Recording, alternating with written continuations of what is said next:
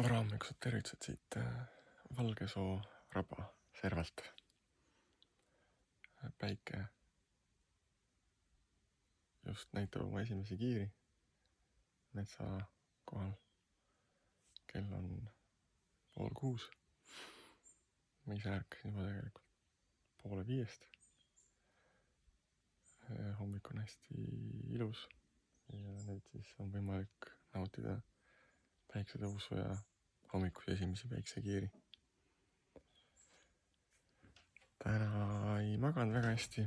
Eilne kuumus sai mu kätte.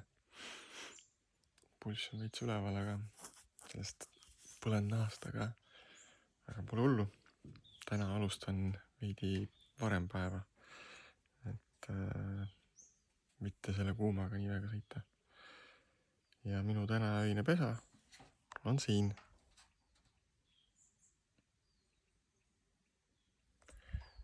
Magasin siis tornis. See oli tegelikult mul juba siuke väike kinnisidee sellest hetkest, kui ma seda marsruuti planeerima või hakkasin või võib-olla marsruuti nägin. Et siin tornis ma pean ühe öö veetma. Ja see sai tehtud. Äge seik eile õhtust. Et ronisin oma asjadega torni ja suhteliselt hilja õhtul tulid 2 noort inimest sinna ja hakkasime vestlema ja oli väga palju ühiseid jututeemasid ja siuke toredad inimesed, tore kohtumine. Mis juhtub, kui olla avatud. Olen siin Taevaskojas Otteni silla juures. See seal.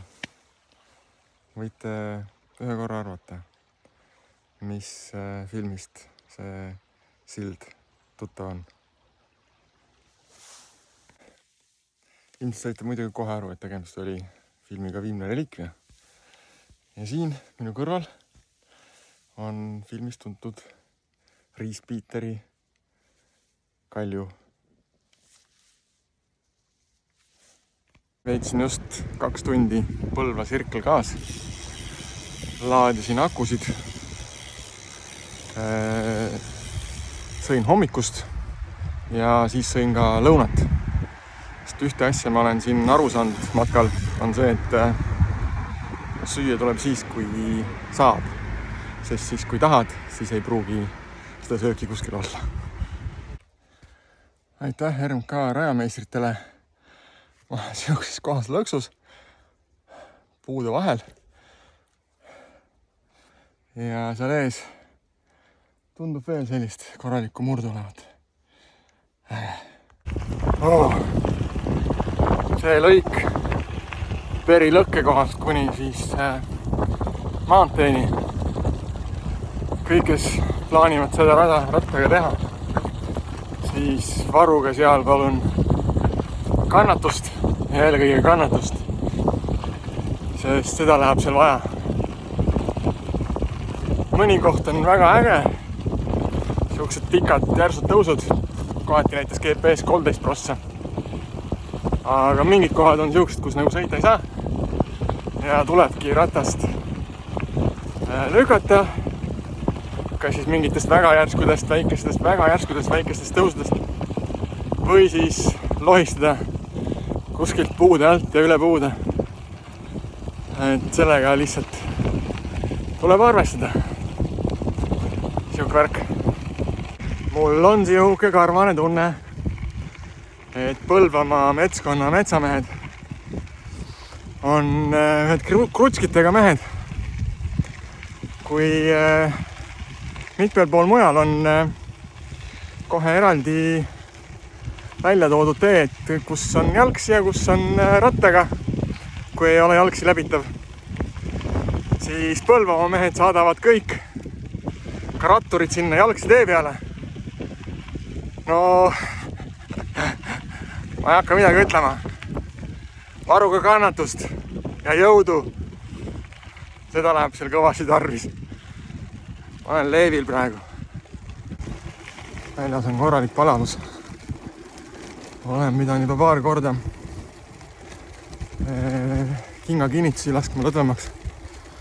Jalad lähevad paiste kinga sees.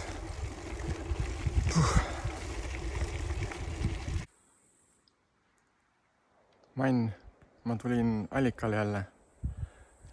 Olen Rebasmäe allikal. Paraku siin on see probleem ainult, et see allikavesi on hästi rauarohke ja üsna siukse maitsega, mis väga juua ei sobi. Matkatee viib mööda treskiküünist. Siin pannakse just lavatehnikat ülesse. Järgmine nädal hakkab see festival. Siuke äge koht. Põllu peal on neil mingid hullult neid glampingu telke ka. Ja siuke vahva koht. Omadega Värskas. Polegi ammu Värskas käinud. Käisin kohalikus Värska restos söömas. Väga hea selge leemega kohaliku koha supp oli. Kiidan kokka, parajalt soolane, kartulit ei olnud, siuke õige kalasupp. Ja võtsin ühe alkoholivaba IPA Bulldog Gotlandilt, mis oli IPA kohta täitsa joodav. Siukse palava ilma peale alkoholivaba õlu, külm, kulus marjaks ära. Käisin koopis, võtsin veel mingeid söögiasju õhtuks, vett juurde. Ja eks ma siin siis vaikselt tiksun. Vaatan, kaugel ma jõuan. Kas vahepeal tuleb mõnigi normaalne koht, kus ööbida või tiksun nii kaua, kuni tiksun.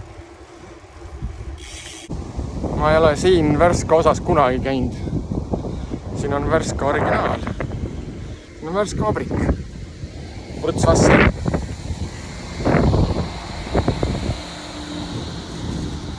Värska vee tootmishooned. Äge. No see on küll räme vedamine, et siit alla ja sealt üles ei pea sõitma. Rada läheb kõrvalt. Pärast esimest 300 kilomeetrit kuulub õhtuse rutiini juurde ka rattaketi puhastus ja keti vahatamine siukse vahaga. Puhastan Silka ühekordsete spetslappidega kett puhtaks, ootan kuni kuivab ära ja siis lasen ühe kihi vedelat vaha peale. Siis on nagu kindel. Aga 300 kilti kestis siis nii-öelda vahasse uputamine ära ja siis hakkas kett vaikselt häält tegema. Aga kuna tolmu on nii palju ja liiva on hästi palju, siis see kõik sööb selle määrde ära sealt. Aga samas vastupidiselt õlile kett ei määri ennast. Kett on ilus puhas. Tõmbame tänase kokku. Ma olen omadega nüüd siin Poogandi lõkkekohas. See on väga remote. Kõrval on küll RMKD, aga kohe. Aga siin väga vist rahvast ei liigu. Õnneks. Telkimisi on siin näha olnud, et on olnud. Maapind on sõkutud ja autojälgi ka on. Keegi on jätnud oma rätikud ka kuivama siia nööri peale. Aga täna ma loodan, et olen siis üksinda siin. Telk. Täna magan telgis ilma pealmise katteta, sest lubab, et tuleb siuke 18-20 kraadi öö. Muidu läheb palavaks. Aga hommikul samas tuleb hästi kiiresti ennast kokku pakkida, sest hommikul 9 lubab juba äikest. Siis vara ärkamine ja kokkupakkimine ja teele. Kõrval on siin väike soojärv. Tegin kupsu. Sain ennast tänasest tolmust puhtaks pesta. tolmuste tänasest päevast rääkides, siis ausalt öeldes täna oli ilmselt maastiku mõttes kõige põnevam päev siiamaani. Hästi tehniline rada oli. Kui need ülemäära tehnilised lükkamised ja tõmbamised ja lohistamised välja jätta, siis tegelikult kogu päev oli sihuke paras nokitsemine. Et oli pikki liivalõike, oli metsa, pehmet sammalt, raiesmikku, kõike. Et sai korralikult rüsida. Palav, õnneks metsas nii palav ei olnud, tuul oli ka, aga ikkagi vedelikku kulus palju.